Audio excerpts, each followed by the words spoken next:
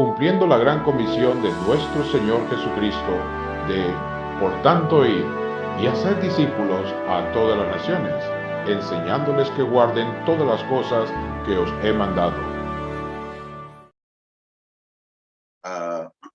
Quiero animarles para que para este próximo domingo ustedes se preparen, inviten a sus amigos, vecinos, a todos. Si usted tiene padres con hijos pequeños, porque vamos a tener un tremendo estudio con Pablo Rosales desde El Salvador. Él nos va a estar enseñando la palabra y el peligro que tenemos nosotros en una sociedad tan convulsiva, tan pecaminosa, que está tomando, precisamente trabajando con niños y jóvenes para llevarlos a una vida de perdición y de maldad. Por favor, hermano, y desde ya mande un mensaje a todos los que tienen jóvenes, hijos pequeños, a todos sus amigos, chicos, ustedes que nos están escuchando hoy, del Club Bíblico, de Trascendentes, de Virtuosas. Por favor, manden esta invitación. Motiven a sus amigos, a sus vecinos, a sus compañeros de colegio, de universidad, de escuela, para que puedan compartir este próximo domingo todos juntos. Queremos tener un buen grupo de personas. Estamos viviendo un tiempo de crisis donde hay un ataque directo a la familia, a los jóvenes y a los niños. Y yo creo que vale la pena advertir sobre el peligro que estamos pasando. Queremos animarles y gracias por estar con nosotros. Un abrazo para cada uno de ustedes, hermanos. Esperamos que Dios los bendiga, que la paz de Cristo esté en sus corazones y que podamos tener a través de la poderosa palabra de Dios una fortaleza, un consuelo para este tiempo tan difícil. Abra la palabra de Dios conmigo en Jeremías. Estamos en el capítulo 1 y no vamos a detenernos en este libro así mucho tiempo. Hay algunos elementos puntuales que yo quiero recalcar. Primero, hablamos del contexto de Jeremías. ¿Se acuerdan ustedes? El día miércoles estuvimos diciendo del problema que había en Israel como nación. Israel estaba en una crisis. Jeremías aparece y va a profetizar durante los últimos 5 reyes que reinaron en el reino del sur, en el reino de Judá. El primero de ellos fue Josías, un buen rey. Josías reinó 31 años en Israel. Fue un hombre que tuvo una conversión única. Su padre había sido un hombre perverso, un hombre idólatra. Su abuelo fue tremendo. Su bisabuelo fue un hombre convertido, Ezequías. Luego vinieron una decadencia moral y espiritual a la nación de Israel. Políticamente hablando, empezaron a ir hacia abajo. Luego, queridos hermanos, vino una crisis moral, espiritual, una idolatría generalizada en la nación de Israel. Lean ustedes, por ejemplo, el libro de Ezequiel, donde Dios le dice al profeta Ezequiel: te voy a llevar al templo para que mire lo que los sacerdotes y sumos sacerdotes hacen en el templo. Y ellos en el templo, dice que las paredes estaban pintadas de todo tipo de ídolos, las paredes del templo. Y luego dice que ahí estaban los ídolos, a Moloch, a Baal, a Astarot, a todos estos dioses paganos que los habían llenado el templo de estos, del templo de Dios, de estos ídolos. Había una decadencia moral, espiritual, política. Los reyes eran malos realmente, hermanos. Familiar, económica. Al final, usted puede leer esto en el libro de Segundo Reyes, capítulo 25. Dios trae a Nabucodonosor, ya lo vamos a ver ahorita aquí en el libro de Jeremías 1, porque Jeremías vivió todo ese tiempo, toda esa convulsión, en medio de toda esa crisis. La palabra de Dios dice que estuvo en los últimos 5 reyes. ¿Recuerdan cuál fue? El quinto fue, antes de la caída, Josías, 31 años. Joacás estuvo 3 meses, malo. Imagínense que Josías fue un hombre convertido, pero Joacás, su hijo, un hombre pervertido. Luego vino Joacim, 11 años. Joacim, malo, perverso, idólatra, malvado. Luego vino Joaquín, que reinó 3 meses, malo. Y por último, Sedequías, malo, malo. Sedequías reinó 11 años. Pero cuando Sedequías tiene 9 años de estar reinando, Nabucodonosor vino y puso su ejército alrededor de la ciudad.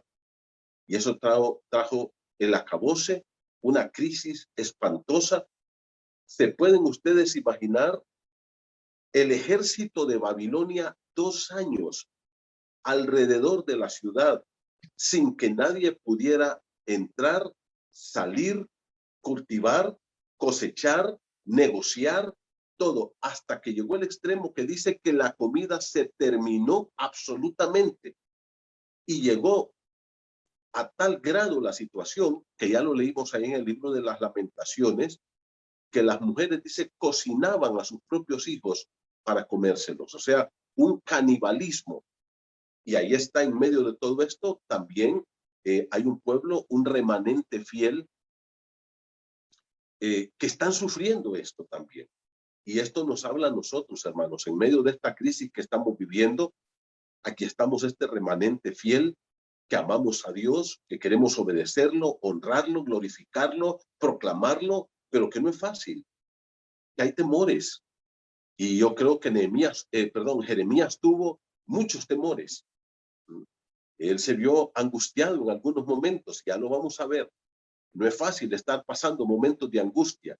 Y aquí estamos hablando de qué es lo que nos va a sostener en tiempos difíciles, porque lo que pasó con Jeremías también está para nosotros. Lo que encontramos en esta palabra poderosa en tiempo de crisis también nos habla a nosotros.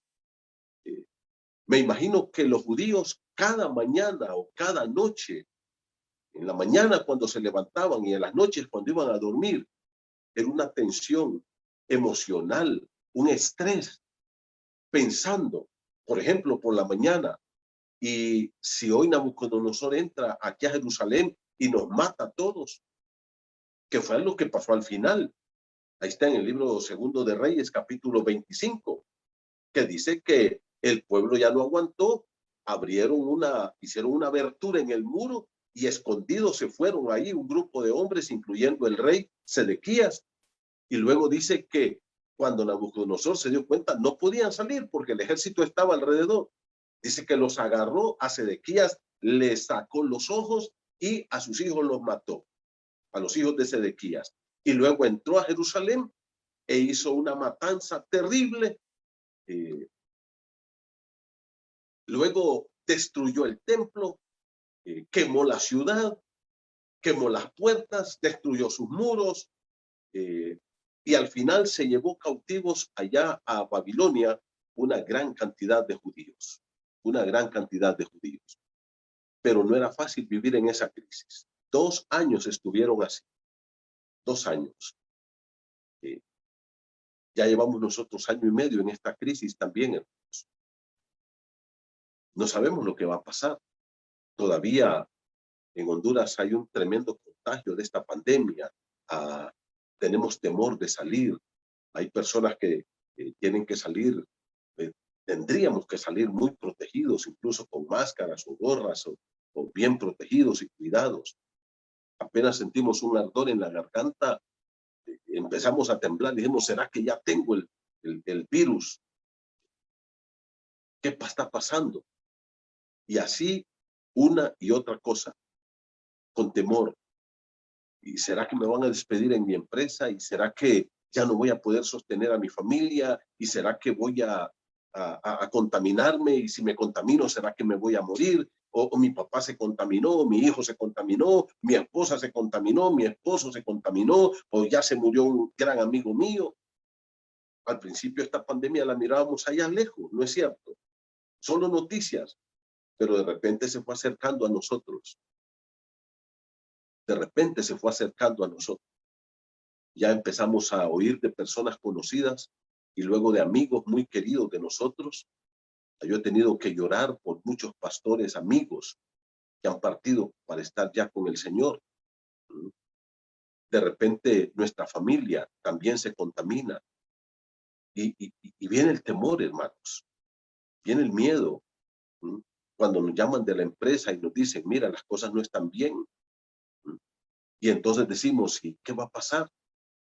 ¿Será que voy a perder todo lo que tengo? ¿Cómo voy a pagar mi préstamo de mi casa? ¿Cómo voy a pagar mi carro? ¿Cómo voy a comprar comida? ¿Cómo voy a pagar la escuela de mis hijos? Y empieza el temor. Ahora, ¿qué les estaba diciendo yo? Hermanos, los tiempos de crisis no son nuevos. Eso es parte de la vida del ser humano. Jeremías lo vivió. Estoy hablándoles de qué años, ¿se acuerdan?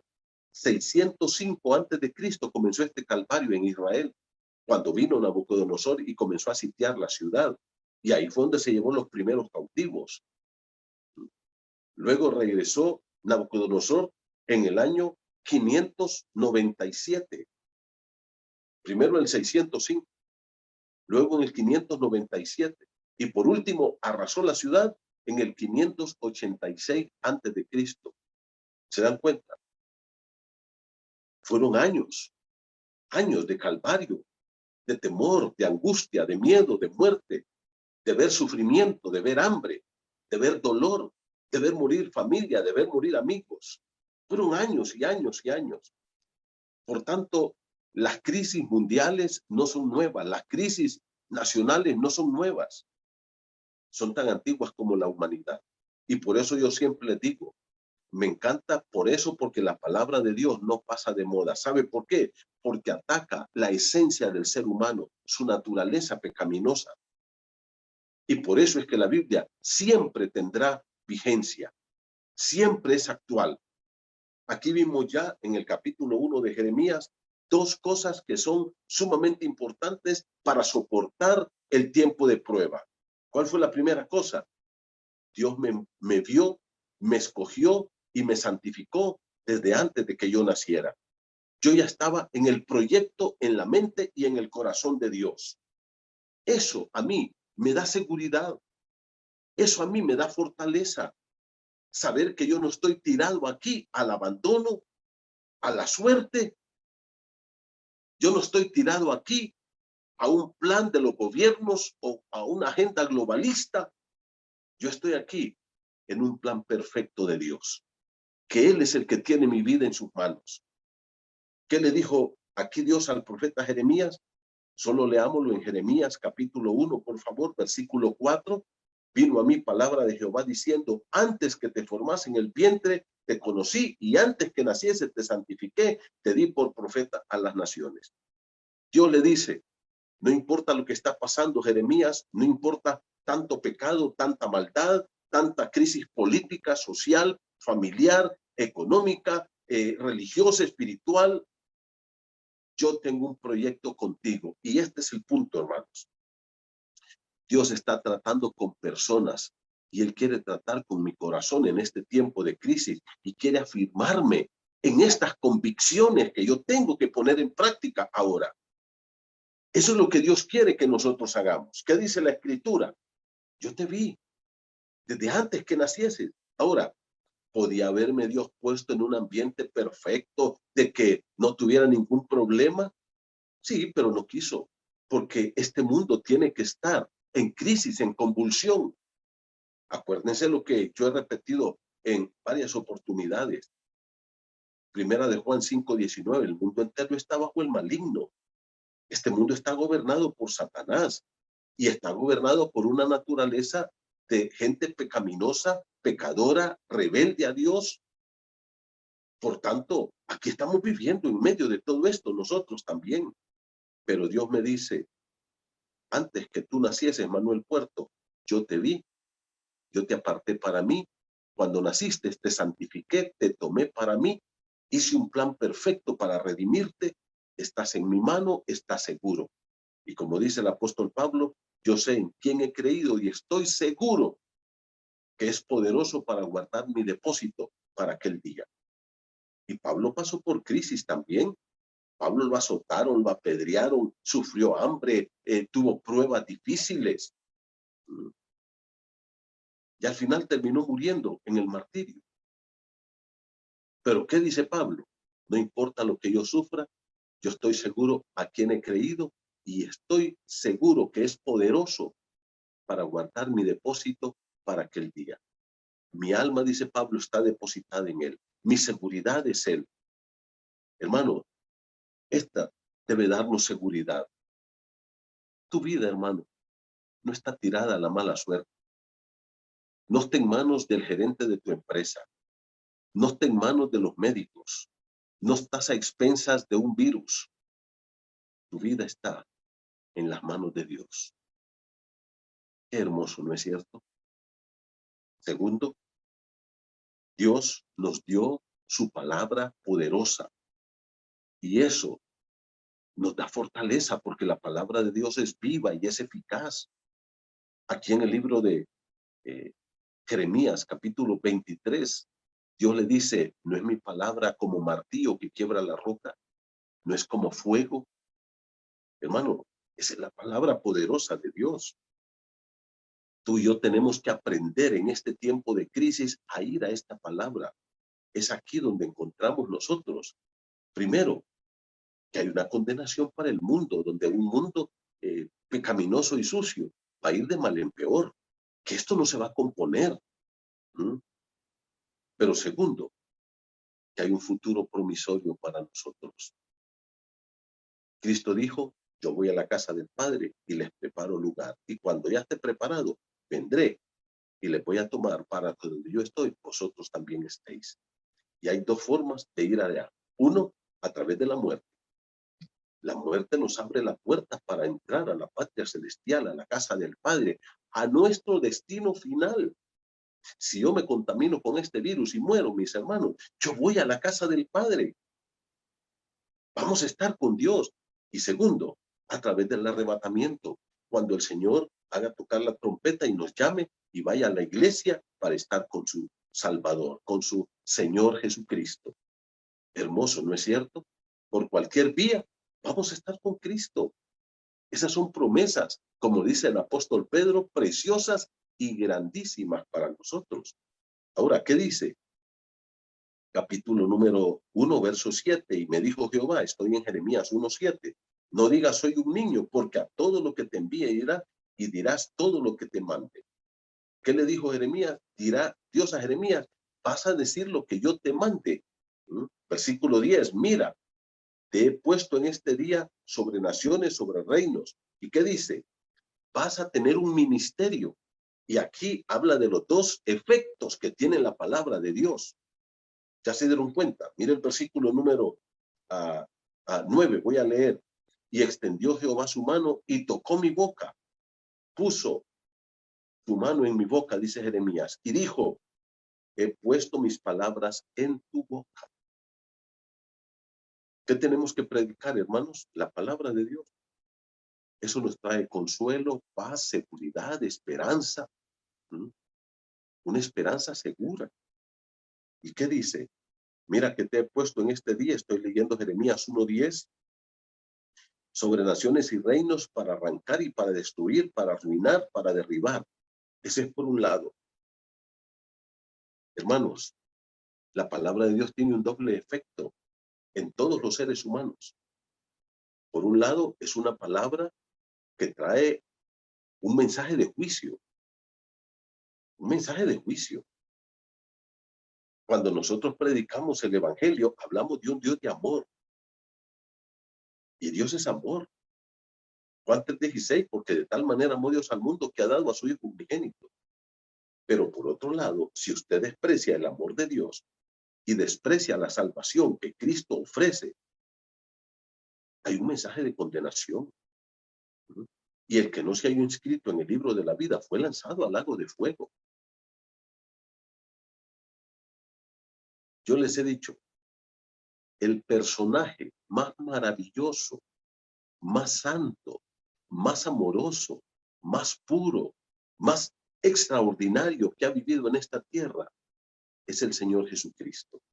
Y Él nos trajo revelación de Dios, Hebreos 1:1. Dios, habiendo hablado muchas veces y de muchas maneras en otro tiempo a los padres por los profetas, en estos postreros días nos ha hablado por el Hijo. Dice que Dios, Cristo es el mensaje de Dios para nosotros, tanto físicamente como con su vida, sus milagros y sus palabras. Ahora, ese Jesucristo, lleno de amor, de gracia, fue el que más advirtió al hombre sobre el infierno. No ha habido un personaje que haya hablado tanto, que haya advertido tanto de la condenación como el Señor Jesucristo, porque ese es un efecto. Por ejemplo, cuando nosotros predicamos la palabra de Dios, hermanos,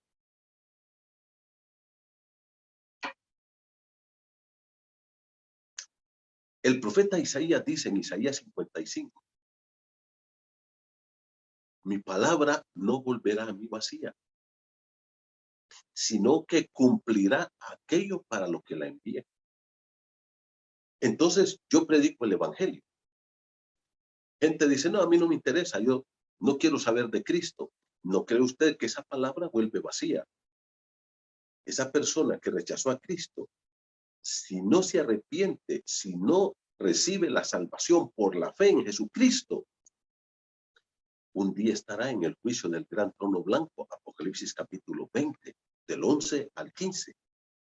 ¿Y sabe lo que dice la Escritura? Los libros fueron abiertos. Y otro libro fue abierto, el cual es el libro de la vida. Y habla de muchos libros ahí. Y yo creo, de manera muy particular, esa es mi opinión, que uno de esos libros va a contener todas las fechas y nombres de personas que te hablaron de Cristo. Y ahí va a decir, 15 de agosto del 2021, 11 de la mañana, Manuel Puerto predicó y decidiste rechazar la salvación. Por tanto, vas a tener más responsabilidad y tu condenación será segura. Dice que un mensaje es para arruinar, para destruir, porque es un mensaje de condenación. Y luego, ¿qué dice? Mire cómo termina diciendo el versículo 10, para edificar y para plantar. Ahora viene en la otra parte. Cuando esa palabra tiene un efecto en nuestro corazón, nos edifica, nos planta como verdaderos hijos de Dios, nos hace crecer, nos fortalece, como dice el primero de los salmos, Salmo 1. Bienaventurado el varón que no anduvo en consejo de malos, ni estuvo en camino de pecadores, ni en silla de escarnecedores se ha sentado, sino que en la ley de Jehová está su delicia y en su ley medita de día y de noche. Será como árbol plantado junto a corrientes de agua. ¿Te das cuenta? Nos compara con un árbol plantado. Uno de esos robles. Una de esas ceipas. Uno de esos árboles hermosos, enormes, que están en las riberas de los ríos. Fuertes, grandes, verdes. Habla de vidas cambiadas, transformadas, edificadas, creciendo y dando fruto para la gloria de Dios. Ese es el efecto de la palabra, un efecto positivo en mi vida y en tu vida, mi hermano.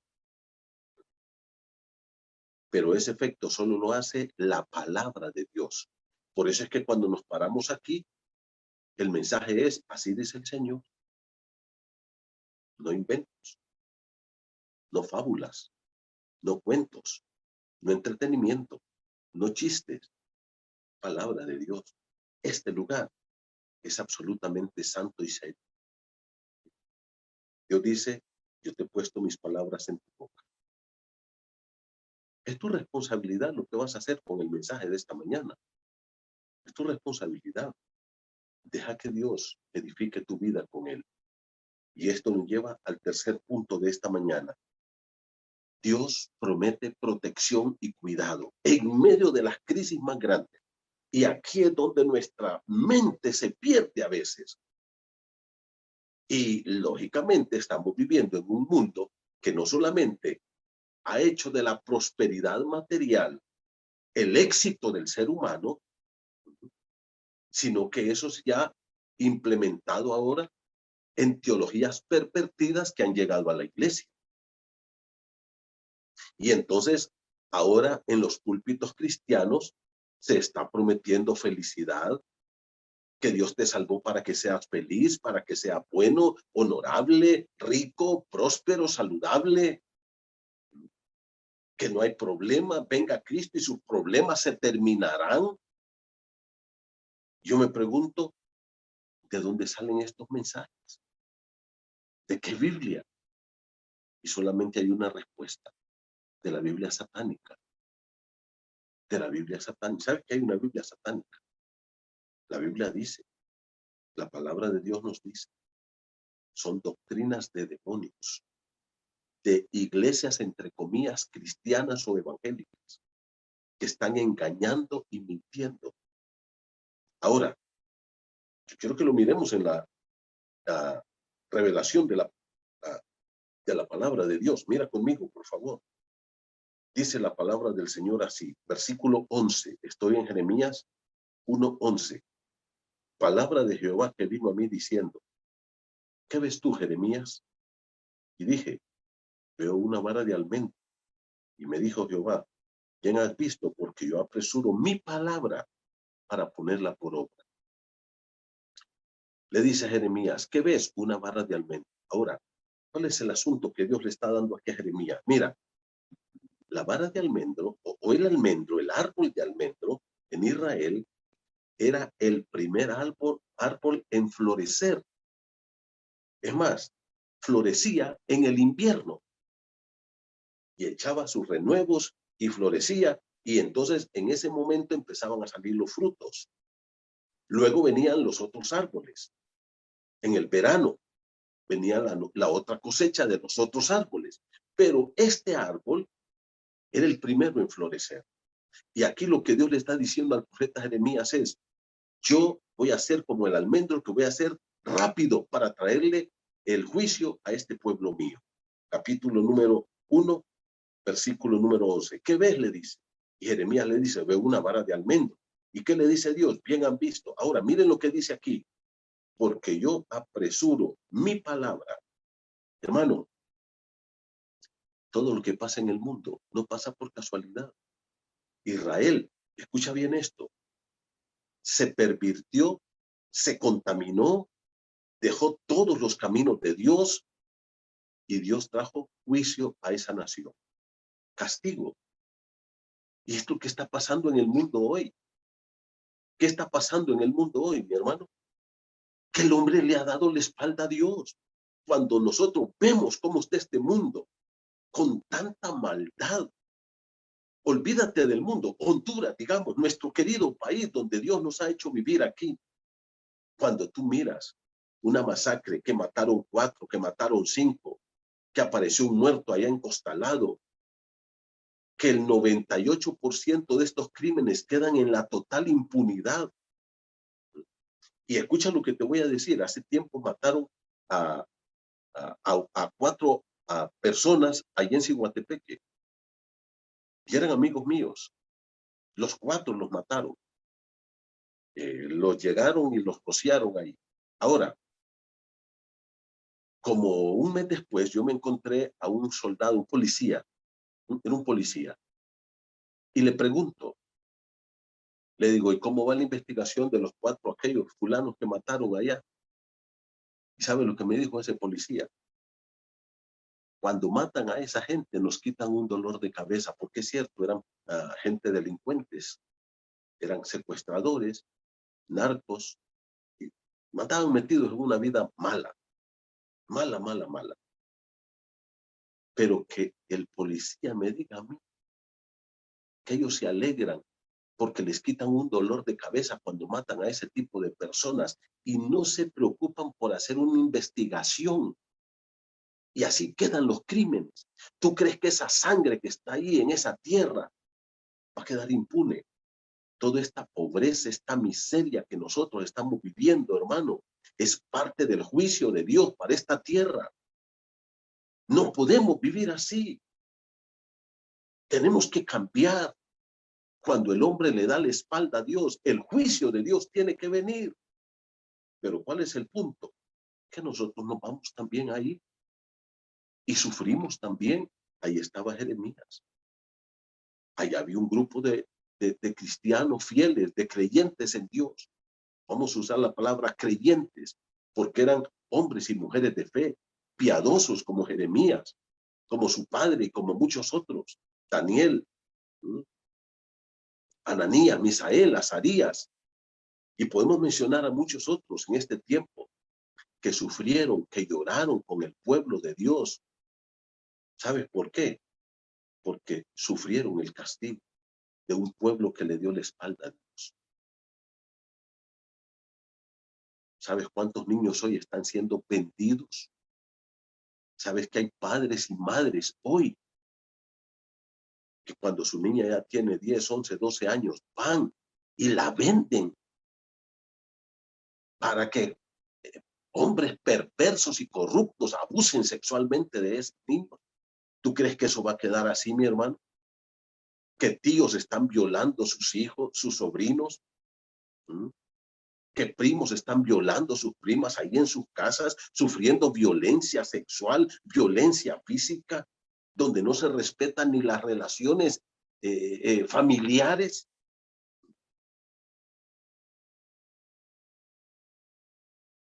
Y podemos hablar de tanta corrupción que hay ahora en nuestros gobiernos, tanto robo, tanta impunidad, tanto descaro, porque ya a nivel del gobierno ya no tapan sus robos. Ahora, ¿tú crees que eso va a quedar así? Como Dios le dice a través de los profetas menores, vendieron al pobre por un par de zapatos, le robaron a los huérfanos, a las viudas. Cuando yo miro a esos niños en las esquinas queriendo limpiar los vidrios para que le demos 1, 2, 3, 4 lempiras, pidiendo para comer, y saber que se han robado todo el dinero del INFA y de todo lo que es el DINAF y todo lo que es todo eso, que se han llenado sus bolsas robándole a esos niños y tirándolos a las calles a pedir, a tener hambre. ¿Tú crees que eso va a quedar impune delante de Dios? Eso tiene un precio, mi hermano. ¿Cuál es el punto?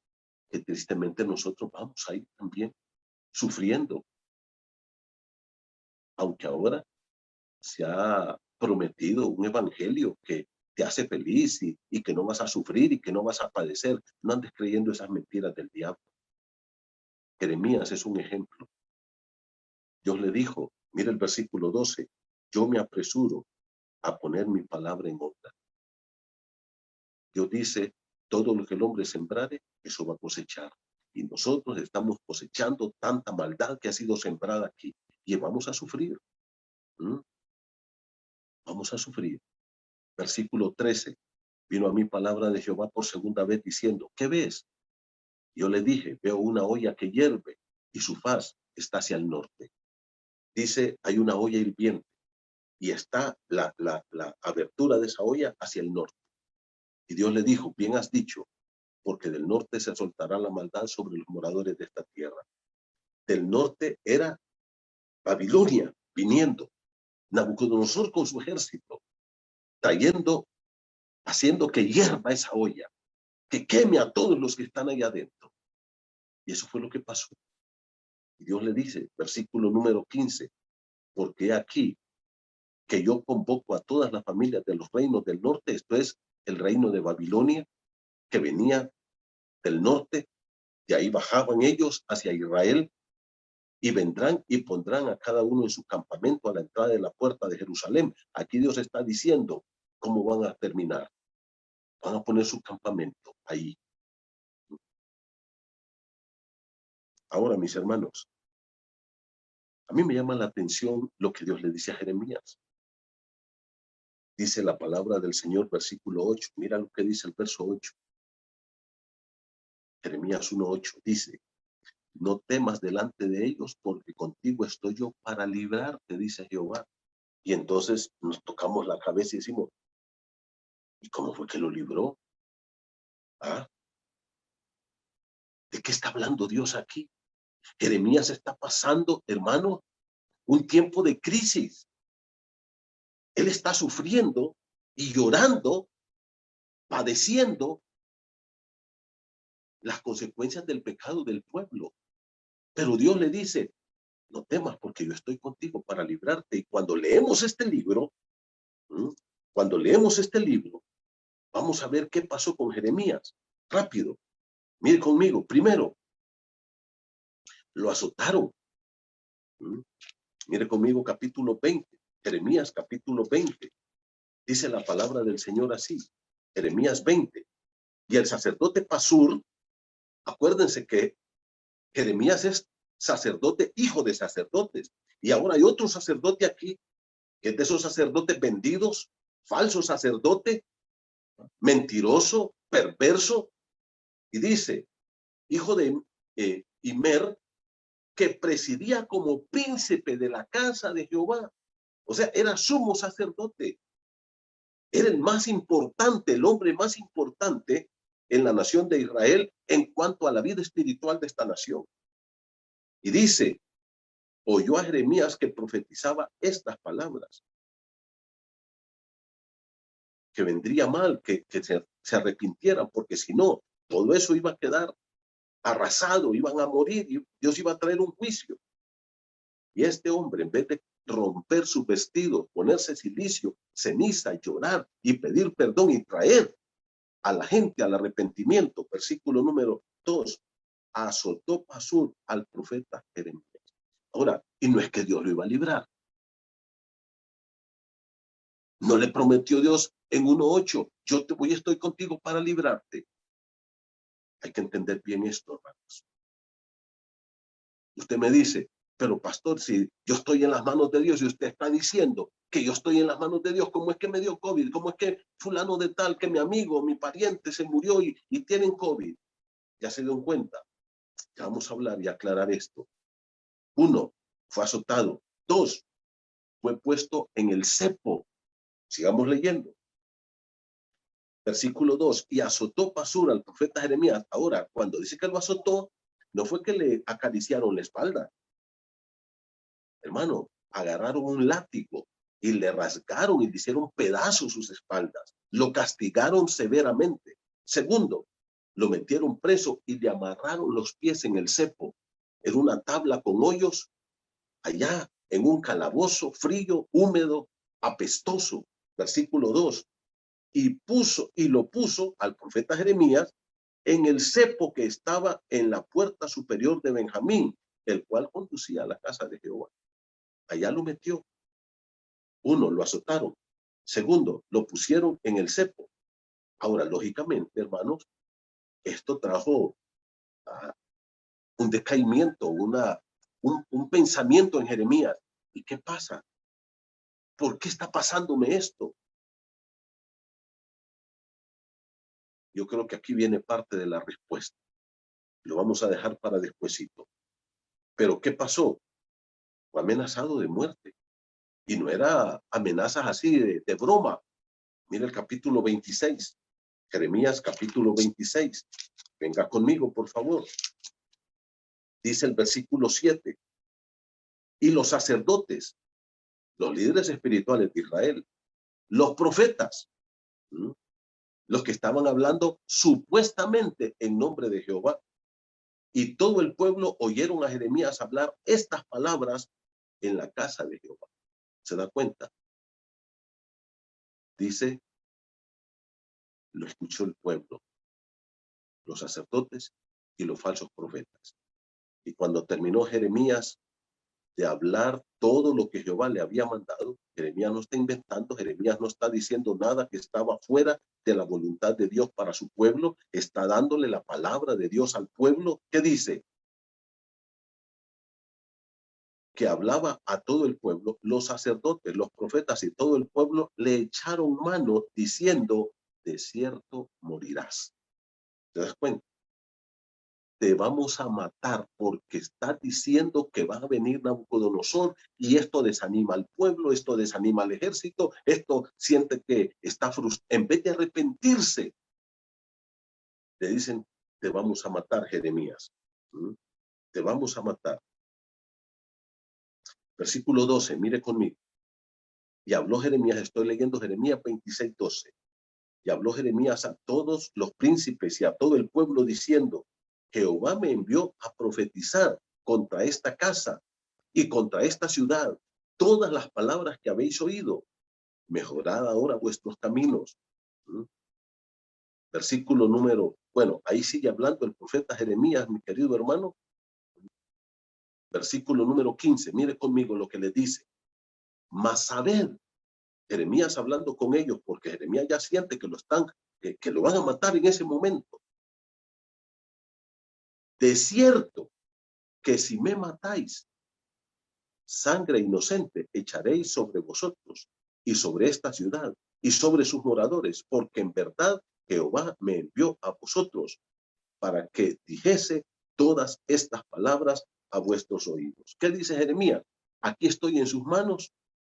Ustedes hagan lo que les plazca. Versículo 14, en lo que a mí toca. He aquí yo estoy en vuestras manos y haced de mí como mejor y más recto os parezca. Pero sepan que si me matan, van a derramar sangre inocente. ¿Se dan cuenta? Jeremías está turbado en ese momento. Jeremías está angustiado, sabe que lo van a matar. Que las amenazas que le están haciendo no son confites que le van a dar. Lo azotaron, lo encarcelaron, lo amenazaron de muerte, que al final lo terminaron matando. Luego volvió a caer preso. Mire el capítulo 32 conmigo, por favor. Jeremías capítulo 32, verso 1. Palabra de Jehová que vino Jeremías en el año 10 de Sedequías. Ahora, ¿saben? Jeremías está preso. Escuchen bien esto, hermano. Y el ejército de Israel está alrededor. Ya es el año 11. Ese año es el año que cae Israel en manos de Babilonia. Y luego, ¿qué dice? En el año 11 de Sedequías, rey de Judá, que fue el año 18 de Nabucodonosor. Entonces, el ejército del rey de Babilonia tenía sitiada Jerusalén y el profeta Jeremías estaba preso en el patio de la cárcel que estaba en la cárcel, en la casa del rey de Judá. Jeremías está preso. ¿Qué más, hermano? Lo metieron en una cisterna. Mire el capítulo 38 conmigo, por favor. Mire Jeremías capítulo 38.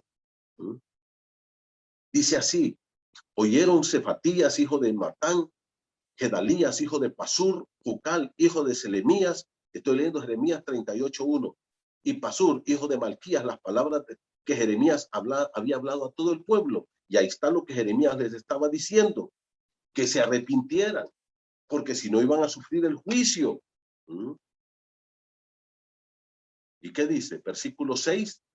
Entonces tomaron ellos a Jeremías, en vez de arrepentirse, en vez de pedir perdón a Dios. ¿Y qué dice? Y lo hicieron echar en la cisterna de Malquías, hijo de Amelec, que estaba en el patio de la cárcel, y metieron a Jeremías con sogas a la cisterna. O sea, dijeron, estamos hartos de escuchar a este, callémosle la boca. Y dice, y lo metieron allá al fondo de una cisterna. Y mire cómo dice, y metieron a Jeremías con sogas. Y en la cisterna no había agua, sino cieno. Estaba con un lodo que Jeremías se fue hundiendo. Y se hundió Jeremías en el cielo. Ahora, ¿se puede imaginar usted ahora? Lo amarran y le dicen, te vamos a callar la boca, ahí te vas a morir. Y lo bajan a una cisterna oscura, apestosa, allá abajo, y dice, y no había agua, sino había lodo. Y Jeremías se hundió en el lodo. Y ahí está Jeremías ahora, metido en esta cisterna y hundido hasta el fondo. ¿Se dan cuenta, hermanos? Jeremías 1:8. Yo estoy contigo para librarte, dice Jehová. Y ahora Jeremías rascándose la cabeza. ¿Y dónde está esa protección que Dios me ha prometido? Y no es que Dios me iba a librar. Estuvo preso la primera vez, lo azotaron, lo metieron preso por segunda vez, lo amarraron en un cepo. ¿Qué más? Lo metieron en una cisterna, lo amenazaron de muerte. Jeremías sufrió un sufrimiento terrible en medio de este pueblo tan duro de corazón, y no se arrepintieron. Ahora yo quiero que vaya conmigo para que usted mire de lo que está hablando Dios. Jeremías capítulo 20, por favor. Jeremías capítulo 20. Hermano, cuando Jeremías está en estas crisis, dice estas palabras. Estas palabras llenan mi corazón. Estas palabras deben de motivar. Mira el capítulo 20, Jeremías 20, verso 7. Jeremías platicando con Dios, le dice, me sedujiste, oh Jehová, y fui seducido. ¿Qué es lo que le está haciendo? Me atraíste, me llevaste a ti con tu amor. He sido, me capturaste mi corazón con tu amor. Hermano, cuando usted piensa en el amor de Dios, ¿en qué piensa? Ah, me subieron el sueldo, me dieron un mejor puesto, gané mejor, me dieron dinero, compré una casa, compré un carro nuevo. No se confunda, por favor. No se confunda. A través del profeta Malaquías, Dios le dice a la nación de Israel en Malaquías 1, 1 y 2, yo os he amado, dice Jehová. Y el pueblo dijo, ¿y en qué nos amaste? ¿En qué nos amaste? ¿Dónde estabas tú cuando Nabucodonosor sitió Jerusalén? Cuando mataba a los niños, cuando mataba a nuestros ancianos, cuando se llevaba deportados a los judíos, cuando derribaba el templo, cuando lo tiró el templo, cuando quemó la ciudad, cuando derribó sus muros. ¿Dónde estabas? ¿Se dan cuenta? Siempre queremos medir el amor de Dios por nuestra situación económica, de salud, y por eso es que estas falsas iglesias están prometiendo tanto, porque así llenan sus iglesias de gente. Están prometiendo mentiras. Porque a la gente le gusta esto. Le gusta que le digan, si tú das hoy a la iglesia, a este ministerio, 1,000, mañana Dios te va a dar 1,000,000. Entonces, esa es una lotería evangélica. Usted compra un billete de loto, que creo que vale 10 lempiras, yo nunca he comprado eso, y se va a ganar 1,000,000. Es lo mismo. Solo que aquí, la loto es Dios. Hermano, eso no funciona así. El amor de Dios se mide en lo que Dios le dijo a Jeremías. Antes que te formases en el vientre, yo te conocí, te santifiqué y te di por profeta a las naciones. Te he amado, Jeremías, y tú eres mío. Pase lo que pase, sufras lo que sufras, vivas lo que vivas. Y Jeremías le dice en el verso 20, me sedujiste, oh Jehová, y fui seducido. Más fuiste que yo, y me venciste. Pero no está hablando de una fuerza con que Dios nos doblega a nosotros, sino con un amor que Dios nos atrae hacia Él. Con ese amor de Dios que lo vemos en Cristo, muriendo y dando su vida por pecadores como nosotros. Versículo número 7, estoy leyendo Jeremías 27. Cada día he sido escarnecido. Mira, Jeremías lo está reconociendo. Cada cual se burla de mí. Jeremías dice, he sufrido. Ya le puse algunos de los sufrimientos del profeta Jeremías. Cuantas veces hablo, doy voces, grito, violencia y destrucción, porque la palabra de Jehová ha sido para afrenta y escarnio cada día. Dice, mira, estar hablando de Dios aquí no ha sido nada fácil. Y nunca ha sido fácil. Predicar la verdadera palabra de Dios a un pueblo rebelde siempre va a ser objeto de críticas. Por eso es que aquellas iglesias se llenan con miles. Pero las iglesias que predican la verdad, la gente no le gusta. Porque la gente quiere que le rasquen el oído. Y que le digan cosas halagüeñas. Entonces, versículo 9. Dice Jeremías, en una reflexión deprimente, no me acordaré más de él, ni hablaré más en su nombre. Estoy harto ya, estoy cansado, estoy apesadumbrado, ya no aguanto esta situación. ¿Cuántos no hemos dicho eso, hermano? Ahora, mira cómo dice Jeremías. No obstante, a pesar de mi sufrimiento, de mi calvario, de mis problemas, de mis temores, de mis angustias, ¿qué dice? Había en mi corazón como un fuego ardiente metido en mis huesos. Traté de sufrirlo, pero no pude. Ay, hermano, cómo llena mi corazón esto.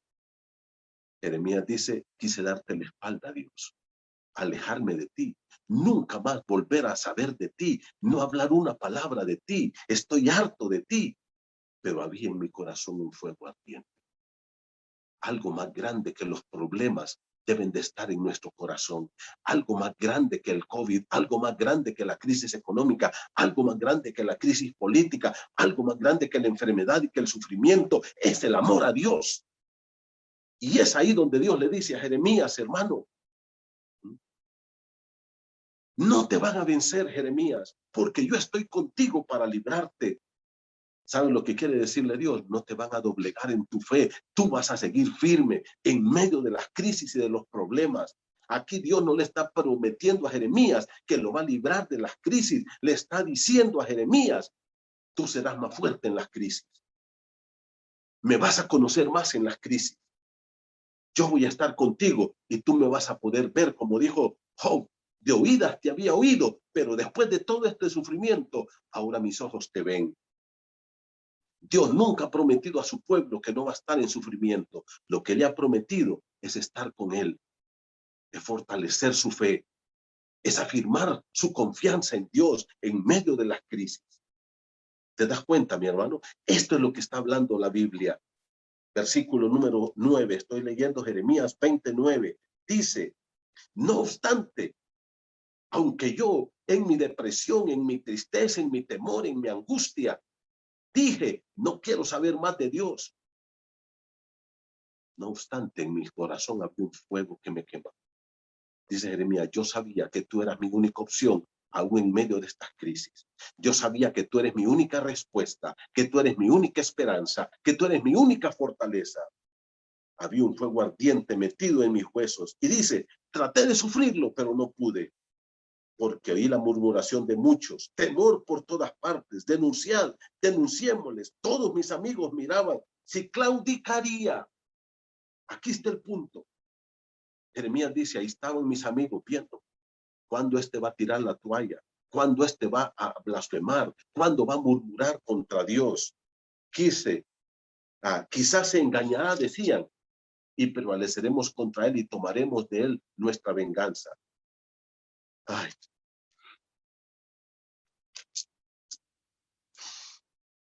Esto quiebra mi corazón y espero que quiebre el tuyo también.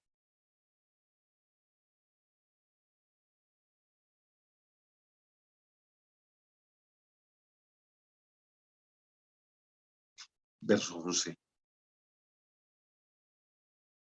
Jehová está conmigo como poderoso gigante. No estamos solos, hermanos. Y en medio de esta crisis, Dios está con nosotros. Él nos va a sacar. No tires la toalla. No te dejes vencer del desánimo, de la pereza, del temor, de la depresión, de la angustia.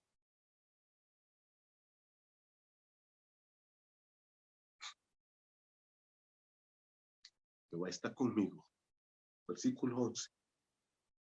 Como poderoso gigante, nadie nos vencerá. No habrá COVID. No habrá despedida de trabajo. No habrá enfermedad. No habrá crisis que nos aparte de Dios. Por tanto, los que me persiguen tropezarán y no prevalecerán.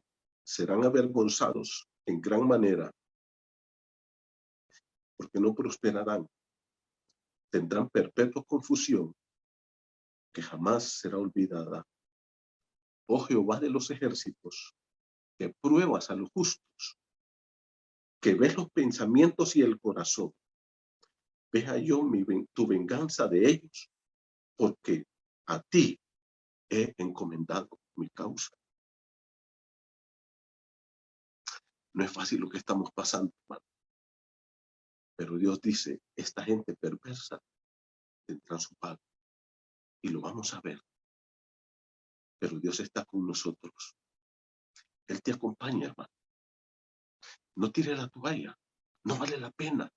No hay nada en este mundo que te llene como Dios. Por eso dice, cantad a Jehová. Verso número 13. Load a Jehová, porque ha librado el alma del pobre de mano de los malignos. Hermano, solo Dios nos va a librar. No tenemos esperanza en nadie. Dios nos promete que no vamos a tener sufrimiento. No andes creyendo eso. Dios promete estar con nosotros como poderoso gigante. Y en medio de esta crisis vamos a ver a Dios. Vamos a verlo, librándonos y salvándonos. Y si a mí me da COVID y me mata el COVID, no me va a matar, porque mi depósito está seguro en Cristo. Confía en Dios. Fortalécete en Dios. No tires la toalla. Vamos a orar. Padre, perdónanos. Tanta desconfianza, tanta falta de fe, tanta carnalidad, tanto desánimo, pereza, indiferencia, apatía, carnalidad, mundanalidad. Pero en medio de esta crisis queremos verte, Padre. Queremos que fortalezcas nuestra alma. Queremos que fortalezcas nuestra vida. Que nos llenes de tu espíritu y nos levantes con tu poder, Señor. Fortalece nuestra fe, como dijo aquel caballero. Señor, ayuda mi incredulidad. Que podamos vivir para gloria de tu nombre y que podamos ver tu gloria y tu poder levantándonos y actuando en nuestras vidas. Padre, tú nunca nos has prometido que no vamos a tener pruebas y luchas, pero sí has prometido que nos vas a sacar y que somos más que vencedores en Cristo Jesús. Fortalece la fe de cada uno de nosotros. En el nombre de Jesús. Amén. Dios les bendiga, hermanos. Que la paz de Dios esté en sus corazones.